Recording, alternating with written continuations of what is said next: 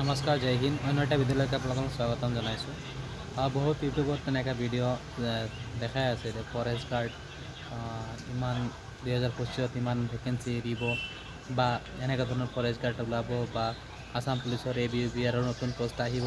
Actually কি যেতিয়ালৈকে notification নাহে তেতিয়ালৈকে এইটো কোৱাটো সঠিক নহয় মই ভাবোঁ, আৰু আপোনালোকে এইটো বিলিভ কৰাটো সঠিক নহয়। বাট আপোনালোকে নিজৰ যিটো প্ৰিপাৰেশ্যন হয় সেইটো সদায় ৰাখিব। যিসকলে চিলেকশ্যন হৈছে সিহঁতে ভাল, আৰু যিসকলে হোৱা নাই বা নতুনকৈ আহিব লগা ল'ৰা যোনে আসাম পুলিচ বা এনি কাইণ্ড অফ জব মানে চৰকাৰী জবত কি কৰিব লাগে মানে ট্ৰাই কৰি আছে যে পাব লাগে, আসাম পুলিচতে হওক SSC GD হওক। বাট আপোনালোকে ইয়াতে এটা কথা হ'ল SSC GD 2025 আৰু 26 এইটো কেলেণ্ডাৰটো জাৰি হৈছে। আপুনি সেইটোৰ কাৰণে প্ৰিপাৰেশ্যন কৰিব পাৰে। কিহৰ কাৰণে SSC GD এটা কেলেণ্ডাৰ আগতে ডিক্লেয়াৰ কৰি দিয়ে, আৰু সেই কেলেণ্ডাৰ ৱাইজে কি হয় এক্সামকেইটা হৈ থাকে বা নটিফিকেশ্যনটো আমি পাই থাকোঁ। তো এইটো আমি বিলিভ কৰিব পাৰোঁ আৰু তাৰ কাৰণে প্ৰিপাৰেশ্যনটো কৰিব লাগে। আৰু যিসকলে RRB গ্ৰুপ ডিৰ এপ্লাই কৰিছে সিহঁতৰ কাৰণেতো ভাল কথা, সিহঁতে এইটোৰ ওপৰত প্ৰিপাৰেশ্যন কৰিব লাগে।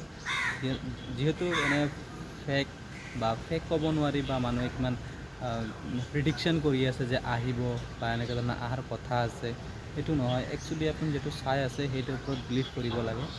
আৰু বৰ্তমান আহিব সেইটো কোৱা নাই যে একবাৰে নাহে, সেইটো নহয়, কিন্তু এইটো আহিব নাহিব কোনো নাজানে।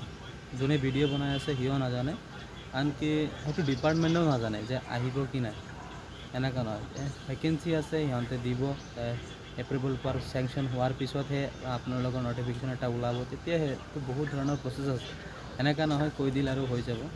আৰু মোৰ মতে আপোনালোকে RRB গ্ৰুপ ডি যিসকলে এপ্লাই কৰিছে এই ক্ষেত্ৰত প্ৰিপাৰেশ্যন কৰি থাকক।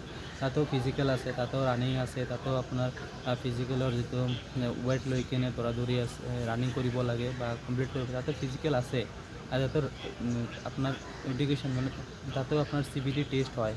তো আপুনি ক'ব পাৰি যে সেইটো প্ৰিপাৰেশ্যন কৰি থাকিলে আপুনি যদি এপ্লাই কৰি ৰাখিছে বা SSC GD 2025 আৰু 26 কাৰণে যদি এতিয়াৰ পৰা প্ৰিপাৰেশ্যন কৰি থাকে, তো আপোনাৰ আসাম পুলিচ বা ফৰেষ্ট গাৰ্ডৰ কাৰণে ইজি হৈ যাব। আপুনি এইটো ক্ৰেক কৰিবৰ কাৰণে ইজি হৈ যাব।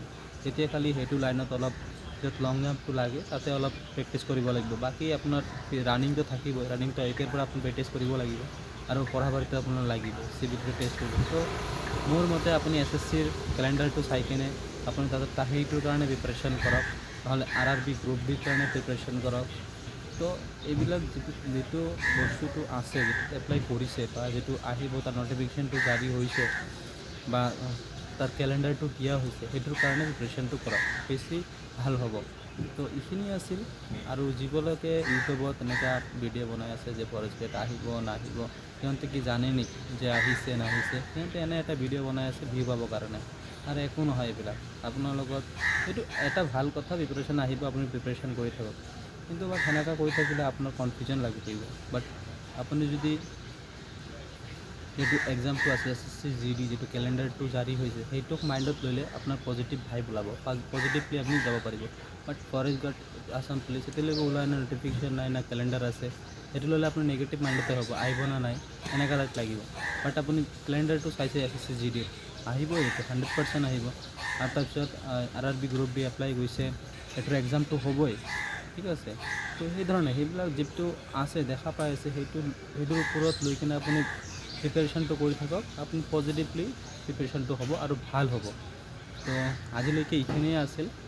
তো আশা কৰোঁ নেক্সট ভিডিঅ'ত আকৌ লগ পাম। জয় হিন্দ, জয় ভাৰত।